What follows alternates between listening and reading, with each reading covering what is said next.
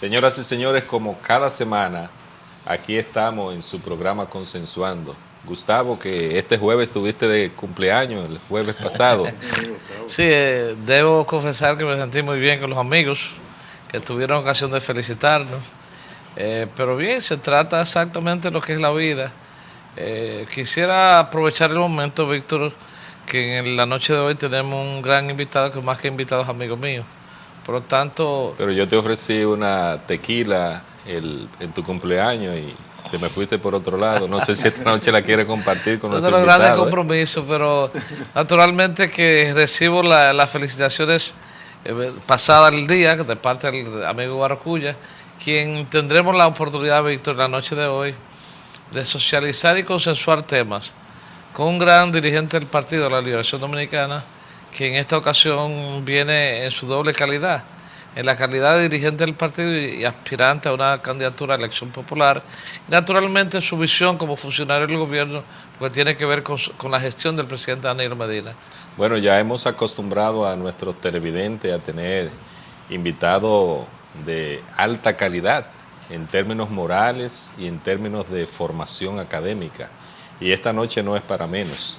Tenemos a Guarocuya Félix, quien fue un director de impuestos internos que se reconoció durante su gestión, un hombre eficiente, pero que también ha pasado por otras esferas del gobierno. Con él, Gustavo, me unen lazos de amistad desde hace mucho tiempo.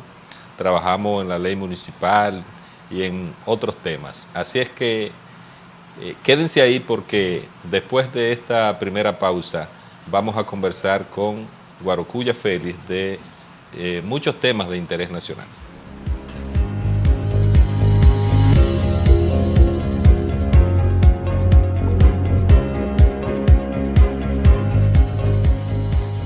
Bueno, nuestro invitado, tal y como le decía, ha pasado por varias instituciones.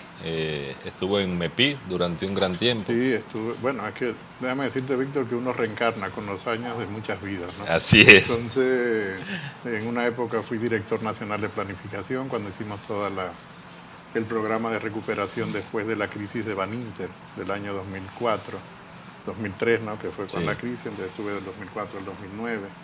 Luego estuve en la Superintendencia de Valores, que ahora se llama Superintendencia del Mercado de Valores, y luego fue director de impuestos internos. Y en planificación fue director nacional de planificación, y luego cuando hicimos toda la reforma en la que participaste en alguna medida. La Estrategia Nacional de Desarrollo, todo lo que es el capítulo de descentralización, los indicadores de seguimiento. Se coordinaba y además, te voy a dar una primicia, quien me juramenta a mí por primera vez en una función pública de relevancia.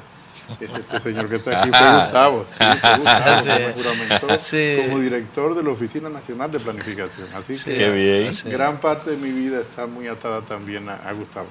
Yo te decía fuera pero en la actualidad está en Bandets, gerente ahora se llama la función. Gerente general del Banco Nacional de las Exportaciones, que el acrónimo es Bandets. Es el banco que sustituye al viejo Banco Nacional de la Vivienda, que se creó en julio del 2015. La gente lo conoce mucho en el ambiente político por los grandes préstamos, las denuncias en la Cámara de Diputados de préstamos a través del Bandets. No, en ese momento no, eso era cuando era el viejo BNB. El BNB. Porque el Bandets comienza su andadura a partir de julio del año 2015 y de hecho de julio del año 2016 que comienza el proceso de transformación. Digamos que eso corresponde a una etapa previa a lo que es el Bandets, era el viejo Banco Nacional de la Vivienda. ¿Y cuál es el ambiente ahora que vive en hoy tenemos un banco que está, digamos, con números positivos, que no era la historia del banco. El banco tuvo una historia que no era la más agradable, pero esa historia ha cambiado. Ha cambiado porque el presidente Danilo Medina ha confiado en este proyecto. Fue un proyecto que está en la Estrategia Nacional de Desarrollo que tú mencionabas hace un momento. Es una demanda del sector privado y esto forma parte de la política de apoyo del presidente Medina al sector exportador de República Dominicana. Hoy, en 2015, 2016, el banco ocupaba, si lo comparamos con la banca múltiple, el lugar 32 por capital. Era el número 32. Hoy somos el banco número 5 del país por capital. Eso quiere decir que el gobierno ha tenido un compromiso muy firme de apoyar la creación de este banco para que sirva como un instrumento activo a la política de exportación del país. Sin embargo, Aracuya, debo confesar que nosotros tuvimos a bien discutir una ley en el Congreso Nacional, un proyecto se convirtió en ley, que tiene que ver con la ley de regulación salarial. Eso para más o menos focalizar y centralizar con justicia la responsabilidad de cada sector. La ley 105-13, ¿verdad? La sociedad ha venido quejándose de manera insistente cómo hay instituciones que se regularon de una forma u otra, pero el sector bancario de República Dominicana ha mantenido niveles de privilegios que irritan a la sociedad dominicana. Es el caso, y salió a relucir en un momento determinado, que por ejemplo las pensiones, por ejemplo, de funcionarios de bancos, en el caso que se criticó mucho, el anterior gerente del Banco Nacional de la Vivienda, el anterior salió con una pensión que realmente irrita la población dominicana, y eso se mantiene. Tú que has estado ligado al sector, por ejemplo, no solamente del sector bancario, en este caso el Bandex, ¿cómo tú pudieras evaluar, cómo nosotros pudiéramos, si no igualar, evitar, por ejemplo, a diferencia de lo que es en Japón, que la diferencia entre el que más gana y el que menos gana es alrededor de 7. En República Dominicana ese múltiplo anda por los 40. No, más. Depende del sector que tú más. tomes. Entonces, ¿cómo nosotros, viniendo de ti, una persona que tiene una gran vocación política, una vocación de social, cómo se pudiera regular? Porque lo que se argumenta es que el sector privado quiere como captar esos técnicos, y en el sector privado supuestamente les pagan bien, pero nadie quiere trabajar en el sector privado sino en el sector público, y se van con pensiones de más de 500,000 pesos cuando ocupan esas funciones. Pero yo creo que tú has tocado un tema que es el tema neurálgico en República Dominicana en este momento, y un tema que está relacionado, tú lo tomas por el lado del salario, pero cuando hablamos del salario estamos hablando del mercado de trabajo, y por lo tanto tenemos la necesidad de tener una reforma profunda del mercado de trabajo. Quizá hoy no sea el programa para nosotros hablar totalmente de las ideas sobre reformas del mercado de trabajo, pero contestando a la preocupación que tú tienes, ya en el año 2012, cuando se estaba discutiendo los topes salariales para el sector público, recuerdo una invitación que me hiciera en ese momento una comisión del Senado, fue una invitación más como un técnico, ¿no?, por la función que ocupaba en ese momento, que era superintendente de valores, y la sugerencia era que nosotros estableciéramos el monto exento máximo como la base salarial. Me voy a explicar, lo voy a decir primero técnicamente y luego de una manera entendible. El tramo máximo exento que tenía en ese momento eran 33,000 pesos, es decir, hasta 33,000 pesos no se pagaba el impuesto sobre la renta a las personas, porque comenzaba a tributar el impuesto sobre la renta a partir de los 400,000 pesos. Entonces, el tope máximo exento debería ser en ese momento 33,000 pesos o el actual, y no tener un baremo de más de 15 veces ese salario, claro, que es lo que tienen los países nórdicos. En los países nórdicos, en sentido general, el salario mínimo con relación al salario máximo, el salario máximo no es más de 15 veces el salario mínimo. Y no hay esa dispersión que nosotros tenemos de salario. Entonces, o sea que si el salario mínimo es 10,000 pesos, serían 150,000 el salario máximo. Eso es correcto. Claro, ¿por qué? Porque fíjate por qué son 15 años en los países nórdicos, porque está relacionado con la escolaridad de las personas. Y fíjate que los años que tú necesitas de escolaridad para el bachillerato y luego una carrera técnica o profesional son más o menos 15 años desde el año 1 que tú comienzas en la escuela. Y entiendo que nosotros tenemos que movernos en la línea de poder avanzar en un mercado de trabajo que permita menos inequidad que la que tú estás planteando desde el punto de vista de salario. Pongan atención, mucha atención, porque este es un programa educativo al mismo tiempo, y Guarocuya es un activo del país, independientemente a que tiene afiliación política con el partido de gobierno, pero sus planteamientos técnicos y sus recomendaciones pueden servir a cualquier gobierno. No, muchas gracias, Víctor, porque de hecho yo creo que no me he sabido explicar adecuadamente al interior de algunas discusiones sobre el tema de la reforma necesaria al mercado de trabajo, que no se limita solo a la reforma del Código Laboral. Ahora nosotros lo que hablamos siempre es la reforma del Código Laboral, que si quitamos la cesantía, que si no la quitamos. Yo entiendo que hay que trascender esa discusión. Que si se recalifican las empresas. Creo que tenemos que superar esa discusión porque no podemos tomar reformas que minimicen la protección que tienen los trabajadores, pero tampoco podemos seguirle sumando costos a las empresas que son las que crean empleo estable y de calidad. Y tú me preguntas, ¿y cómo entonces nosotros podemos redondear eso? Con una buena discusión, porque los países nórdicos lo hacen. Los países nórdicos han modificado el mercado de trabajo y han permitido una mayor protección a los trabajadores y al mismo tiempo han disminuido costos a las propias empresas. Parte de lo que me motiva a tener una participación política activa es este tema. El tema de que el trabajo no puede ser en República Dominicana un favor, sino que debe ser un derecho. Y cuando hablo de un favor, no es el trabajo en el sector público, es el trabajo en sentido general. Lo mismo pasa cuando uno consigue un trabajo en una empresa privada. Casi es un favor en la empresa privada conseguir un trabajo, cuando es un derecho que nosotros tenemos que tener como ciudadanos. Y yo creo que ustedes como congresistas están en el espacio adecuado para poder plantear los pactos que se requieren, porque pactos para hacer reformas de esa naturaleza es un pacto político. Fundamentalmente es un pacto político entre las fuerzas políticas con representación en el Congreso. Bueno, ¿cuáles son los argumentos? Yéndonos al tema, te lo digo porque realmente irrita los niveles de inequidad, lo que tiene que ver con el mercado de trabajo y los privilegios que hay en ciertos sectores. ¿Cuáles son los argumentos básicos que se genera el sector bancario? Básicamente. No solo el sector bancario. Porque ahí es donde... Bueno, en sentido general, pero hay privilegios que efectivamente irritan los niveles de inequidad con relación al salario mínimo y el máximo salario tope que hay. Claro. Entonces, ¿en qué se fundamentan estos técnicos para presionar que ellos no se le pueden prescindir de sus beneficios? Yo pienso que la discusión más que técnica es una discusión política, Gustavo. Por eso hablo siempre de un pacto político en el marco de las fuerzas que tienen representación en el Congreso. Es difícil en procesos electorales generar este tipo de pacto, hay que esperar que pasen los procesos electorales, que la ciudadanía decida efectivamente quiénes van a ser sus representantes. ¿Quién tú entiendes que debe tener la iniciativa para ese pacto? Yo entiendo que puede tenerla cualquiera de las fuerzas políticas con representación. Yo creo que hay que dar el primer paso. En mi caso, yo entiendo que nosotros, el Partido de la Liberación Dominicana, que estamos liderando la discusión en este momento como gobierno de forma tripartita, yo creo que hay nuevos elementos que tenemos que añadir en esa discusión. ¿Y qué ha faltado? ¿Por qué no se ha hecho? Creo que nos falta a nosotros una buena discusión que nos dé la visión adecuada hacia dónde debe de ir el mercado de trabajo en la República Dominicana. Y el momento es efectivo, Guaracuya. El momento efectivo cuando estuvimos discutiendo la ley 105-13, creo que sí, de la ley de regulación salarial, fue un momento estelar para el mismo. Acabamos de salir de un proceso electoral y acabamos de llegar de mantenernos en el gobierno del 13. Yo creo que vamos a entrar otra vez en un buen momento. Precisamente el tema puede ser sobre la base de un pacto político que regule exactamente los niveles de inequidad que han venido cuestionándose a nivel general. Claro, pero no debe ser una reforma tipo la que se ha hecho en México tampoco, porque la que se ha hecho en México es contraproducente en este momento.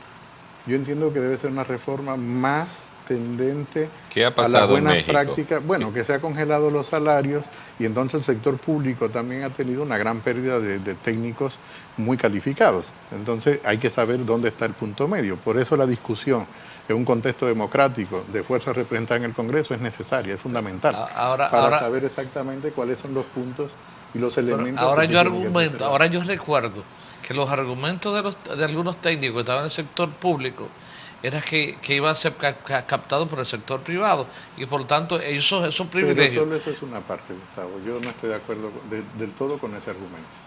Pero perfecto, se discutió en su momento y se mantuvo, aunque se limitaron algunos privilegios, no menos es cierto es que se mantuvieron otros que son los que mantienen irritada la sociedad. Y yo estoy de acuerdo, que no puede seguir así. Pero fíjate que no me refiero solo al salario del sector público, yo estoy hablando del mercado de trabajo en sentido amplio. Claro.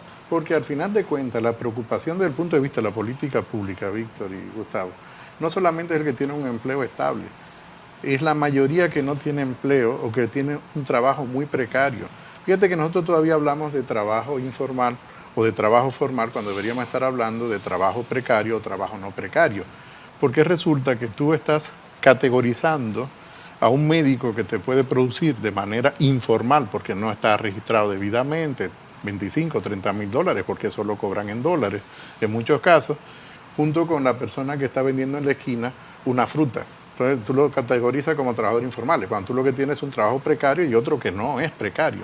Entonces modificar la clasificación y la calificación de los trabajadores en el mercado de trabajo nos lleva a definiciones de políticas totalmente diferentes. En el sector Por eso médico digo hay... que no solo hablo del mercado de trabajo en lo referente al sector público, sino que tenemos que ver en sentido general el mercado de trabajo, donde el sector público es una parte importante de ese mercado de Tú trabajo. trataste un tema ahí de, digamos, de manera tangencial, los médicos, que han estado, bueno, durante esta semana de hecho estuvieron por el Congreso y han estado cuestionando varios aspectos, desde que se inicia con el tema de la pasantía, que se han denunciado situaciones de falta de transparencia con el tema de los exámenes, hasta el tema de las AFP y las ARS que tienen que tener un código, que lo tienen congelado.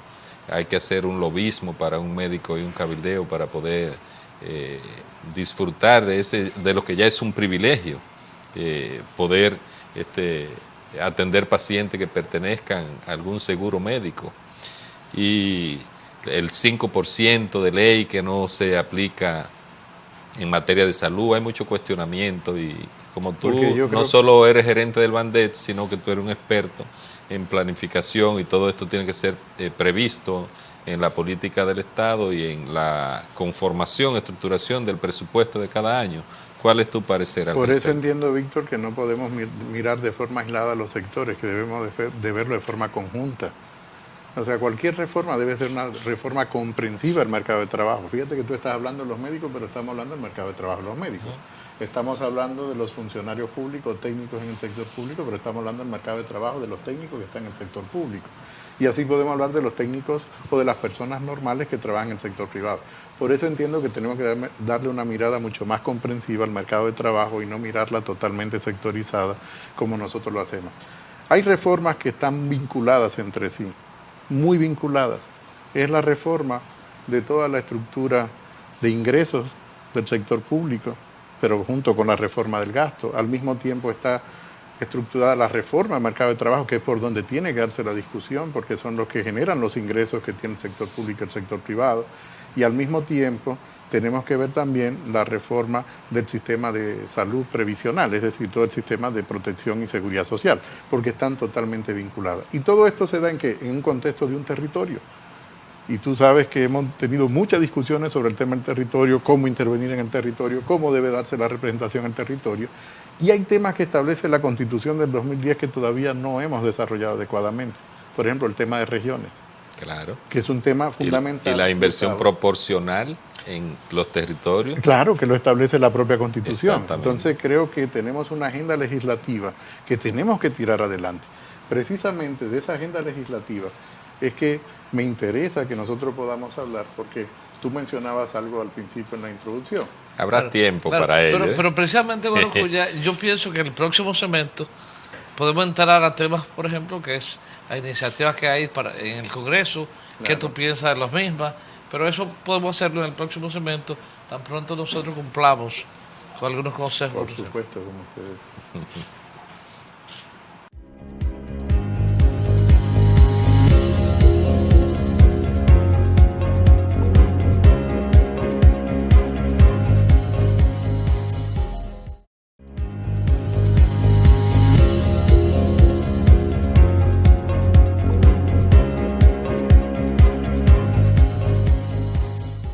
Gustavo, tú dijiste que después de la pausa, pues, íbamos a tratar el tema político y esto para entrar en otra dimensión del Guarocuya Félix que conocemos. Pero a mí me gustaría que tú me permitas primero terminar esa parte técnica, porque hay algo que a mí me inquieta. Y es que el presidente Danilo Medina no ha sido muy proclive a cambiar funcionarios, a mover funcionarios. Sin embargo, hemos visto que Guarocuya Félix ha pasado por varias instituciones y uno se pregunta por qué un funcionario tan eficiente, tan capaz como Guarocuya Félix, que debe sacársele el provecho en una entidad. ¿A qué se atribuye esto, Guarocuya? Mira, yo tengo que ser muy agradecido con el presidente Medina, porque el presidente Medina en todo caso me ha complacido, precisamente porque el movimiento hacia el banco, aunque no era específicamente el banco, fue una solicitud que le hice al presidente. Por lo tanto, Yo creo que en ese sentido tengo que ser extremadamente agradecido porque el presidente tomó en cuenta esa solicitud y al mismo tiempo creo que los resultados que se tienen en el banco hablan por sí solos, en el sentido de que fue posible recuperar el viejo Banco Nacional de la Vivienda y reconvertirlo en lo que hoy es el Banco Nacional de las Exportaciones. Pienso además que las rotaciones siempre son sanas. En todos los sentidos, Guarocuya. Sí, en todos los sentidos. Sí, yo sé que lo dices en doble sentido, pero sí, lo pienso que en todos los sentidos las rotaciones siempre se usan. Lo que pasa es que esa es una rotación que ya no depende de la voluntad Primer consenso. Unipersonal. Primer consenso de este programa. Sí, sino que depende de la voluntad colectiva. Primer consenso de este programa, que es consensuando. A eso venimos, a exponer ideas encontradas y consensuar. Pero hay una primera. Las rotaciones son buenas. Son positivas, Víctor, pero solo que esa rotación la determina la ciudadanía el día que va a emitir su voto y establece cuál es la preferencia que tiene. ¿Qué le faltó a Guarocuya Félix hacer, por ejemplo, en planificación, que era donde, sobre todo la parte municipal, la parte de los territorios tenía una gran expectativa con Guarocuya? De hecho, se pensaba que iba a ascender ahí mismo en el Ministerio de Planificación por tu capacidad. ¿Qué le faltó a Guarocuya hacer en ese ministerio? Yo te diría que no lo que me faltó a mí, pues piensa que no es una persona. Normalmente los trabajos son equipos de personas y quien piense que de forma individual puede provocar cambios, creo que está cometiendo un gran error. O sea, fíjate que cuando hablo de un pacto político en las fuerzas representadas en el Congreso, lo que estoy hablando es de que todos trabajemos juntos, ¿no? No estoy hablando de que hay una persona que tiene la capacidad para poder hacer eso. Yo me refiero, Guarocuya, con perdón, Gustavo, a que, por ejemplo, siempre se ha dicho que, por ejemplo, la descentralización del Estado como política favorece los territorios y favorece la calidad de la inversión. Sí, pero prefiero hablar de desconcentración antes que descentralización. Y yo te diría que sí, nosotros necesitamos una buena política de desconcentración. La Constitución del 2010 establece la necesidad de una ley que es orgánica, que es la ley sobre regiones. Hicimos ejercicios sobre esas potenciales regiones, hablamos en ese momento de unas 10 regiones. Y esas regiones lo que tienen que tomar en cuenta, Gustavo, es que lo que establece la Constitución, que es la unidad básica donde se articula la política pública en el territorio. Y esas regiones al mismo tiempo tienen que tener lo que sería el Producto Interno Bruto, que son temas que quedaron pendientes y que yo entiendo que forman parte de una agenda futura para cualquiera que... sin embargo, Guarocuya, siento, y abordando sobre el tema que Víctor me pidió que pudiéramos avanzar sobre el mismo, que la parte técnica, hay un gran dilema en lo que tiene que ver con el Estado. Hay un gran sector de la sociedad que dentro de lo que yo me inscribo, que en la medida que el Estado se hace más pequeño, se hace mucho más productivo, se hace mucho más efectivo. E independientemente de esta convicción, no menos cierto es que nosotros no hemos podido cautivar el hecho de refundar algunas instituciones. Es el caso, por ejemplo, de CIRD y el Bandex, que en un momento determinado ambos chocan con lo que tiene que ver con la política a los cuales fueron creados.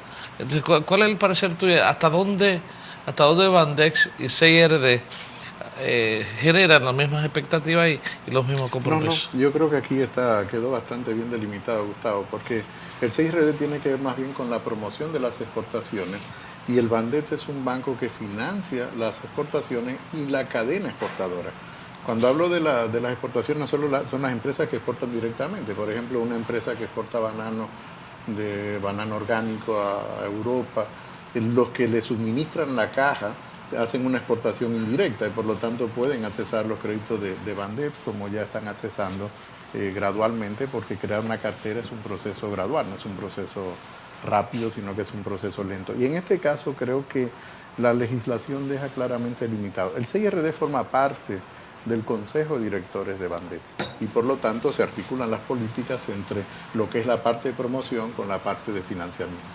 Yo sí te diría que sí hay dispersión en otras instituciones, pero en este caso hay bastante claridad en cuanto a las competencias que cada uno tiene. Guarocuya, como municipalista quiero volver al tema de la desconcentración o descentralización en algunos casos, porque me parece una falta de consistencia, si se quiere, política del gobierno de Danilo Medina, que teniendo mayoría en todos los estamentos municipales, la Liga Municipal Dominicana está en manos del partido de gobierno, aunque sea con un aliado.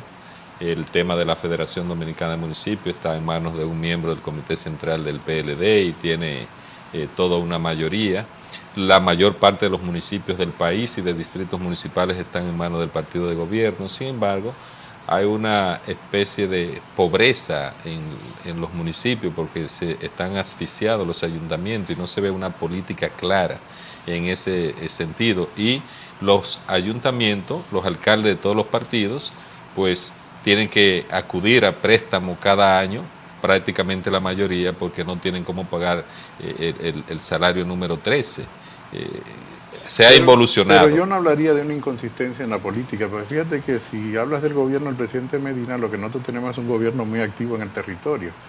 Y por no mencionarte la visita sorpresa, que creo que es un programa que ha sido catalogado como uno de los programas estrella del gobierno, sobre todo porque llega a los sectores donde tradicionalmente el Estado ha tenido dificultad para llegar, y esos sectores están en el territorio. Aunque hay mucho cuestionamiento sobre la visita sorpresa, pero no quiero, bien, porque me interesa mucho la respuesta del tema. Bien, yo entiendo que la reflexión en este sentido es sobre cómo nosotros articulamos en el marco de la Constitución el tema de regiones con el tema de municipios. Y yo creo que eso sí es un tema que está pendiente, esa reflexión, y que esa reflexión además se lleve a acciones de políticas.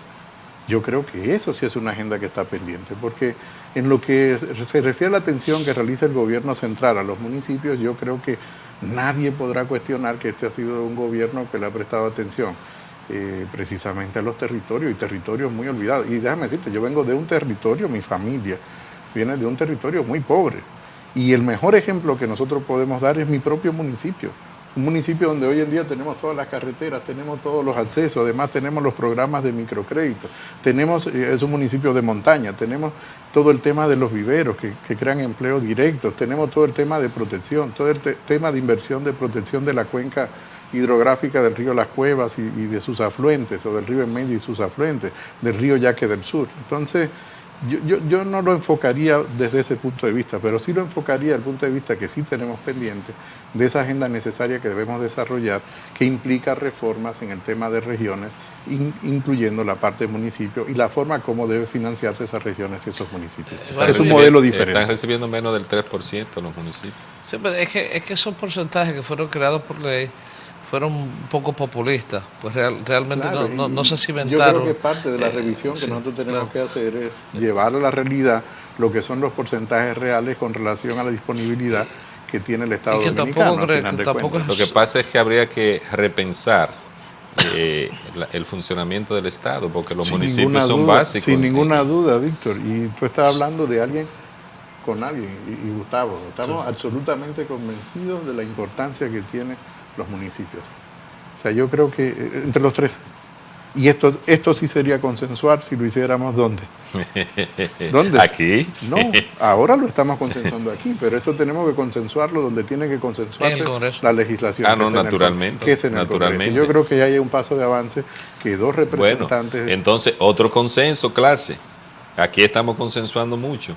Hay que repensar el funcionamiento del Estado y básicamente en el Congreso tenemos que ver cómo se reforma, cómo se adecúa al mandato de la Constitución, al funcionamiento de los municipios, y sus competencias. Que de hecho hay una ley, que es la Ley de Ordenamiento Territorial, que se ha criticado mucho porque es una iniciativa como ley priorizada del gobierno dominicano y prácticamente todas se aprueban, pero esta no se ha podido aprobar. Tú tienes varias leyes que están entrelazadas entre sí. La ley comencemos, la propia Constitución de la República, la ley 176 de municipios, la necesidad de una ley de ordenamiento y desarrollo del territorio, la necesidad de la ley orgánica de regiones. Quiere decir que hay toda una agenda que tiene que ver con el territorio, que repiensa el territorio y lo articula de otra manera para un mejor desarrollo, digamos, un desarrollo más armónico, que no sea tan desigual, porque tenemos un desarrollo muy desigual.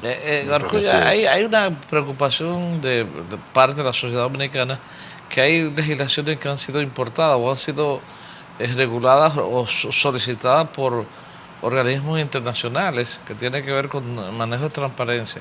Sin embargo, hay sectores que sienten que han sido mermado la capacidad, por ejemplo, de inversión. Cuando tú tienes, por ejemplo, una ley de lavado de activos, que de una forma u otra, no sé en qué porcentaje, has disminuido la capacidad de inversión por parte de inversionistas y capitalistas. Entonces, hay otro tema, que es la necesaria revisión de la ley de compra y contratación del Estado, que en algún momento se convierte en retranca. ¿Cuál es la opinión tuya con relación a esos temas? Porque en su momento fueron bien vistas por un sector para manejar transparencia. Sin embargo, cuando tú ves el Estado incapaz, por ejemplo, de avanzar en ciertos temas, se siente que son parte de tranca. Yo quisiera responderte con una reflexión de Octavio Paz, filósofo mexicano.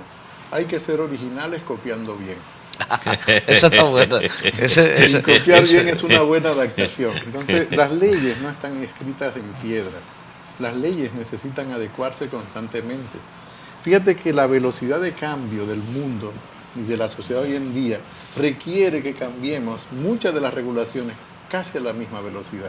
Por lo tanto, no podemos pensar que estábamos antes, vamos a decir, hasta la década de los 50 y de la década de los 50 hacia acá, después de la Segunda Guerra Mundial, donde la velocidad de cambio es mayor que antes de los años 50 y por lo tanto muchas de las legislaciones que incluso no son antiguas tienen que ser repensadas a la luz de nuevos cambios, porque la tecnología te cambia el mercado de trabajo, te cambia la forma de ver el mundo. Sin embargo, Guaracuya, hay leyes, por ejemplo, los códigos, por ejemplo, que tienen cientos de años que no han podido ser reformados, o el Código Penal. Por ejemplo, yo creo que es un tema que tenemos que abocarnos a él necesariamente. Es imprescindible. Claro, porque lo único que no cambian son los fundamentos y los principios.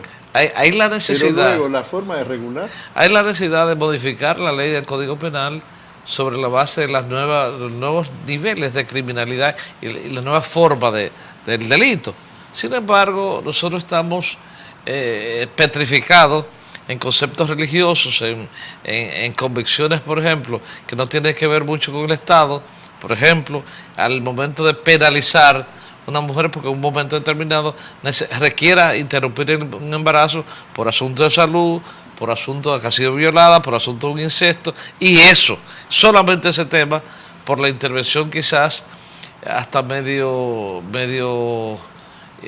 inexplicable de la Iglesia, que tiene a legisladores prácticamente petrificado en una decisión. Pero fíjate que tú con esto lo que me estás es reafirmando la propuesta que digo de la necesidad de un pacto político amplio que nos permita a nosotros avanzar en temas que solo las fuerzas políticas son las que pueden decidir sobre determinado aspecto, como es el Código Penal que tú has mencionado hace un momento, pero yo te diría parte de lo que hemos discutido, todo el tema relativo al territorio, todo el tema relativo al mercado de trabajo, todo el tema relativo a la transparencia que se requiere para el manejo de los flujos de capitales hoy en día, que se necesita necesariamente tener acuerdos de intercambio con otros países. Entonces creo que todo esto da una agenda necesaria de negociación, fíjate, no solo de consenso, sino de negociación para llegar a un consenso sobre esas reformas necesarias. Yo debo confesar que en los últimos periodos, por ejemplo, de gobierno, en el hecho mismo del Congreso, hemos podido lograr consensos, no solamente con lo que tiene que ver con las fuerzas políticas, sino también con las fuerzas económicas. Y el ejemplo más palpable fue la ley de erradicación del comercio ilícito, donde efectivamente las fuerzas políticas y las fuerzas productivas y los empresarios nos pusimos de acuerdo con relación al tema. Y además, yo tengo que destacar que si algo diferencia a las fuerzas políticas de República Dominicana es la capacidad que tenemos de negociación cuando nos comparamos con nuestro entorno, con los países del entorno. Cuando Guaracuya Félix dijo ahorita que todo cambia, me puse a pensar en la canción Cambia, cambia, todo cambia. Ojalá que la hubiésemos podido escuchar. Pero como todo cambia, vamos a este cambio para venir al último corte y retornamos con Guaracuya Félix.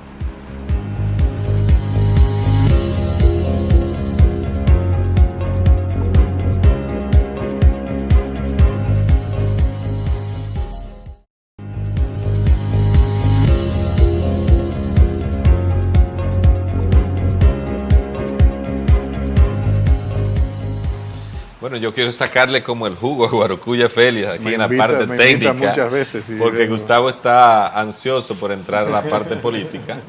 Claro. Como Guarocuya Félix trabajó el tema de la Ley 112, de la Estrategia Nacional de Desarrollo, y hay toda una parte de descentralización, pero hay algo muy novedoso que yo tuve como director de FEDOMO, tuve mucha expectativa sobre Sí, esta la figura, verdad que es hablamos mucho. el Fondo de Cohesión Social y Territorial. Entonces yo he visto como que este fondo básicamente es para equilibrar los desequilibrios sociales Así y es. territoriales, las vulnerabilidades de un territorio frente a otro. Así es. Y sin embargo, he visto alguna intervención del MEPIP como que invierte directamente, es decir, tiene unos recursos y cree que con eso está trabajando lo que es el Fondo de Cohesión. No, lo que se pensó es otra cosa. O sea, lo que se A mí pensó me es gustaría ver Sí. qué claridad tú tienes Sí, sobre eso. lo que se pensó fue crear efectivamente un fondo donde los municipios y el Estado, es decir, el gobierno central, puedan compartir la necesidad de inversión, es decir, las necesidades financieras, suplir las necesidades financieras de inversión en los territorios, en infraestructura y sobre todo en desarrollo humano, es decir, formación, capacitación, infraestructura que no solamente la infraestructura física, sino infraestructura de servicios para las personas, de hospitales, escuelas, etcétera, etcétera. Y esto yo creo que es de los generar puntos, también oportunidades. sobre todo oportunidades de trabajo. Se dice que el pobre es pobre donde quiera, pero no es lo mismo el pobre de vengan a No, ver porque la que el pobreza, pobre de un barrio de Santo Domingo. Claro, la pobreza no es exactamente homogénea. Perfecto. La pobreza es peor en los barrios marginales de las grandes ciudades que en los pueblos. Y esto lo podemos constatar en el mapa de pobreza que el país tiene, ¿no? Ahora, el tema del Fondo de Cohesión, como se ha planteado, sí sigue siendo un tema pendiente que tenemos que desarrollar. Independientemente del Fondo de Cohesión, que yo creo que Víctor está satisfecho con los comentarios de Guaracuya, yo me gustaría saber exactamente, Guaracuya, un dirigente político, miembro del Comité Central, y creo que pudiera ser un gran activo en el Congreso para presentar esta propuesta. He visto en las redes sociales iniciativas que Guaracuya presenta sobre la base de las expectativas del elector, en este caso el Distrito Nacional, a ser tomado en cuenta para los relevos que hay que darse en el Senado de la República. Guaracuya, el proyecto tuyo de cara a ser tomado en cuenta en unas elecciones internas para tú convertirte en el candidato del PLD a la senaduría del distrito, es un proyecto ya que ha logrado el debido consenso, las puertas se han abierto para el mismo. ¿Y qué tú esperas exactamente? Así es. Espérate que Guarocuya tienes dos problemas ahí. Y me gusta que cambie el rostro, porque el candidato tiene que ser risueño y Guarocuya siempre va a lo suyo. Guarocuya tiene, desde mi punto de vista, un problema interno y otro externo. El interno es que, por ejemplo, se sabe que Danilo Medina es mayoría en los organismos del PLD. El exalcalde, Roberto Salcedo, una figura del Distrito Nacional, era del sector de Leonel Fernández, pero aparece ahora como funcionario del gobierno de Danilo y de alguna manera eso puede contrarrestar la posibilidad de que Guarocuya Félix, independientemente de la capacidad que te reconozco, pueda ser candidato. Esa es la interna. La externa te la digo después que me responda eso. Yo creo que está relacionada con lo que estaba planteando Gustavo. Efectivamente, Gustavo, tengo interés de tener una participación política mucho más activa desde una posición electiva, en este caso la senaduría del Distrito Nacional, porque además creo que es un momento para poder plantear nuevas ideas, nuevas metas, nuevos enfoques desde el punto de vista de la política pública. No solo con lo que tiene que ver con el territorio, en este caso el Distrito Nacional, sino que hay que recordar que un senador es senador de la República por el Distrito Nacional, en este caso por la provincia de San Pedro de Macorís. Es decir, ese distrito o esa circunscripción, en este caso esa provincia, en el caso nuestro no es una provincia, tiene una categoría muy específica, Distrito Nacional, que es la capital de la República, te da categoría para representarle en el Senado de la República y por lo tanto eres un senador de la República representando ese territorio. Hablamos de territorio. Y para esto tengo, por supuesto, propuestas muy concretas, una agenda legislativa muy concreta que se basa en 5 ejes, que si me permiten podría podría traducirlo. De manera enunciativa. Sí, de manera enunciativa, porque cada eje luego se descompone ya en políticas concretas. Primero es construir un país para la gente. Ese es el primer punto. El segundo es más allá de la economía. Es decir, tenemos que pensar más allá de los indicadores macroeconómicos, tenemos que pensar en otros indicadores sociales. El tercero es mejorar la política evaluando el presupuesto. Ahí la función de fiscalización que tiene el Congreso, tú planteabas todo el tema del fondo de cohesión que tiene que existir en el territorio, la necesidad de poder crear ese fondo. El tema del cuarto punto son mismos derechos, mismos deberes. Creo que hemos tenido una discusión muy rica estos días sobre el tema sobre derechos a partir de la resolución emitida por el Ministerio de Educación. Aunque a veces confunden libertad con derecho. Sí, pero lo que está ahí en discusión, lo que está en discusión es un tema de derechos fundamentalmente. Sí, pero yo digo que muchas veces se confunde. Por supuesto, y en la discusión, gente tiene la libertad hasta de asesinar a una persona si lo quisiera, pero eso no le da derecho. Por supuesto, no tiene derecho a asesinar a una persona. Yo pienso que la discusión tiene que fundamentarse fundamentalmente sobre el tema de los derechos, fundamentalmente. Ahora, no hay derecho sin libertad. Entonces la libertad y el tema del derecho están muy relacionados entre sí. Y ese quinto eje es menos leyes, mejores leyes. Es decir, son 5 ejes que articulan una propuesta legislativa para, desde el Distrito Nacional, y poder plantearla al resto del país. Pero hay temas que son muy específicos y que afectan al Distrito Nacional. Por ejemplo, tengo la iniciativa de una ley de barrios. Una ley de barrios es una ley que permita a los barrios, por supuesto, del Distrito Nacional y del resto del país, poder accesar al Fondo de Cohesión Territorial, concursar esos fondos para poder hacer iniciativas propias en los barrios. Recientemente estuve en Colombia, en Comuna 13, y pude ver exactamente la intervención que se hicieron en esas comunas, de manera muy específica, y donde fue iniciativa de la propia gente que pudo, con fondos que le dio, en ese caso, el gobierno y la Alcaldía de Colombia. Entonces, el Distrito Nacional necesita una ley de barrios, pero la necesita toda la República Dominicana. ¿Ya tú tienes estructurado en un documento eso? Sí, por supuesto, todo está estructurado en un documento. Lo que pasa es que hasta que no tengamos ya la campaña interna, pues ¿No te importa que otros candidatos te copien? Si te copian bien. Por supuesto, ¿verdad? Que no, porque las ideas no son de nadie. En este caso, fíjate que Gustavo, que además es de mi organización política, por supuesto que... ¿No? Y de una circunscripción del distrito. Por supuesto, y además con Gustavo hay un apoyo mutuo, es decir, yo apoyo a Gustavo, yo no puedo comprometer la era en este momento, pero yo apoyo a Gustavo. Sí, claro. En sus iniciativas. Pero confieso que la propuesta de Guaracuya como la candidatura, por ejemplo, a senador, es una propuesta que viene a revolucionar la acción política de nuestros candidatos. Nosotros somos 18 diputados en el Distrito Nacional, 3 circunscripciones, a la cual Guaracuya... Qué coincidencia, en Santiago somos 18 también. Sí, acá somos 18. Es por población, sí, acuérdate. Claro, sí. Y es más o menos la misma población que tiene el Distrito Nacional que la que tiene Santiago. Sí. Así, en esas circunstancias, independientemente, todavía no se ha aperturado las precampañas. No menos cierto es que a través, por ejemplo, de programas como estos, en redes sociales, la población se puede ir enterando de cuáles son las expectativas que uno tiene de participación en el torneo electoral.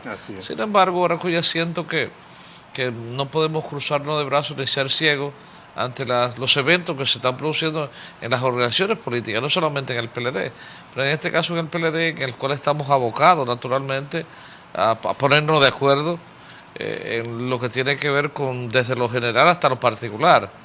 Entonces me gustaría saber exactamente por dónde andan estos desafueros de algunos compañeros dirigentes que sin reparar en la unidad partidaria nos abocamos a producir dificultades que pudieran ser dinamitar los puentes que nos permitan el regreso. Entonces, ¿cuál es tu visión con relación al tema? Gustavo, yo te citaría a ti mismo en esta misma semana que está pasando.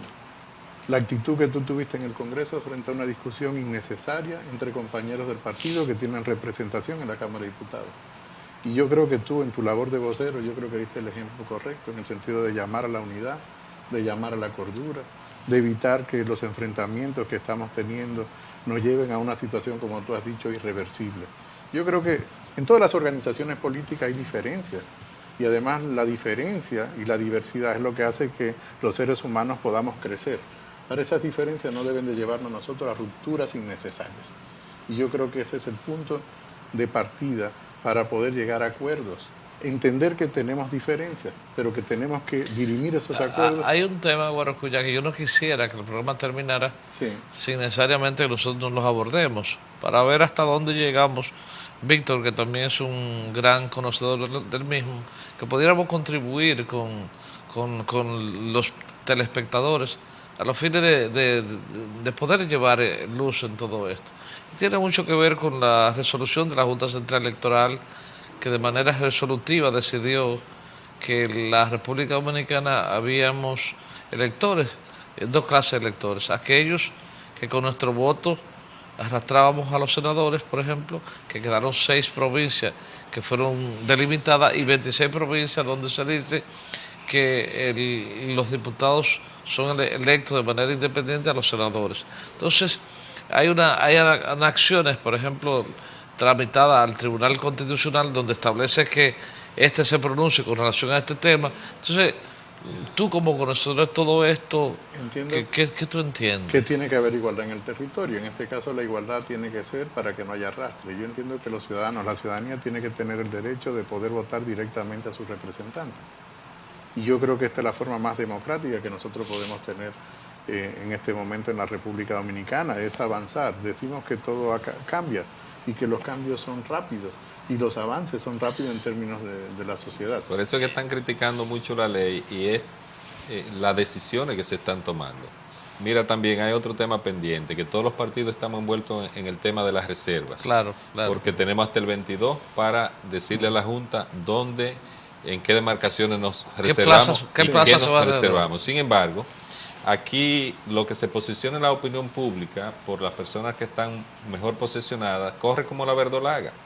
Todo el mundo entiende que de las 4.111 candidaturas, los partidos tienen derecho a reservarse para alianza y para sí mismo hasta 822 candidaturas. Y no es verdad, porque el artículo 58 no menciona ni los vicealcaldes o vicealcaldesas, ni los que son 158 más 1.164 suplentes de regidores. Entonces, el 20% de 4.111 te da 822, pero como el artículo no te menciona ni la vicesindicatura ni los suplentes regidores, tú tienes que calcular sobre 2.779 candidaturas y ese 20% como máximo solo te da 558 reservas. Entonces, los partidos tenemos que irnos adecuando a eso para no forzar a la Junta que tome decisiones erradas. Precisamente como Guaracuya aspira a un cargo de elección popular, este tema también debe preocupar. Claro, porque nosotros como electores, como posible aspirante a una candidatura, debemos saber si nos inscribimos o no nos inscribimos. Porque no lo sabemos. No lo sabemos. Entonces, lo vamos a saber el 22. Así es. Guaracuya, hay algo que, por ejemplo, yo te decía, un problema externo. Sí. A ti se te tiene como una persona de clase media hacia arriba, como diría Gustavo, un blanquito. Sí. ¿Y cómo se va a codear en esos callejones, esos barrios del Distrito Nacional? Como lo haría, por ejemplo, Faride, que estuvo aquí. Pero Faride senadora. Es más blanquita que yo. Sí. Faride Pero más blanquita ella que demostró yo. aquí que Pero ella trabaja en los barrios. Pero fíjate que Faride es más blanquita que yo. Pero yo no estoy para compararme con Faride ni con nadie. Yo entiendo que cada quien tiene que hacer el mejor desempeño posible y dejarle a la ciudadanía que pueda valorar efectivamente cuál es la mejor propuesta. Yo entiendo que no lo sé, si quién va a ser la candidata o candidato de el principal partido de oposición en este momento, que es el PRM, pero para mí es indistinto quién vaya a ser candidato. Yo creo que quien tenemos que tener son propuestas que la gente pueda valorarla adecuadamente. ¿Tu candidatura es para que el partido la monte o tú tienes tu estructura, tú estás creando, están dando los barrios? Lo mismo que tú has hecho, yo he hecho. Lo mismo que hace Gustavo, he hecho exactamente lo mismo. ¿Te ha codeado con los compañeros? Exactamente igual, porque no hay otra forma de construir candidaturas sobre la base de una aspiración si no construyes previamente determinado tipo de liderazgo. Hay que tejer mucho, además, hacer un tejido. Además, Claro, el partido decidió, Víctor, el partido decidió que la primaria va a ser con padrón abierto. Claro. Y con el padrón abierto, Sí, la toda la influencia de nosotros como líderes del país va a ser tomada en cuenta Los por partidos van a estar obligados y se van a dar cuenta en estas próximas horas a que van a tener que ir a sistema mixto de elección.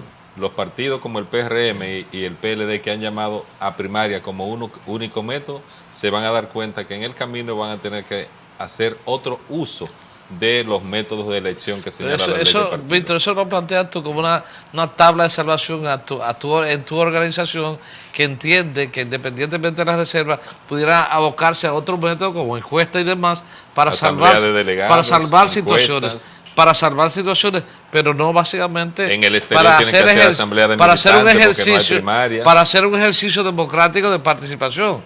Entonces, Gustavo, como el invitado aquí es Guarocuya, vamos a hacer tú y yo un consenso aquí, el consenso final entre tú y yo. Dejemos que Guarocuya en este último minuto le diga a la población del Distrito Nacional por qué votar por Guarocuya. Bueno, votar por Guarocuya implicaría votar por políticas diferentes y una nueva forma de hacer política. Fíjate que son dos cosas, políticas diferentes y una nueva forma de hacer política. Y esa nueva forma de hacer política es entender que no todo vale y que por lo tanto nosotros necesitamos un país que tiene que renovar su liderazgo, necesitamos partidos que necesitan renovar su liderazgo y además necesitamos candidatos y personas que puedan ser elegibles, que tengan propuestas e ideas muy claras del camino a seguir para construir un futuro mucho mejor. Señores, será hasta la próxima semana cuando Gustavo Sánchez y yo estaremos con otro invitado tratando estos temas de interés nacional. Hasta la próxima semana.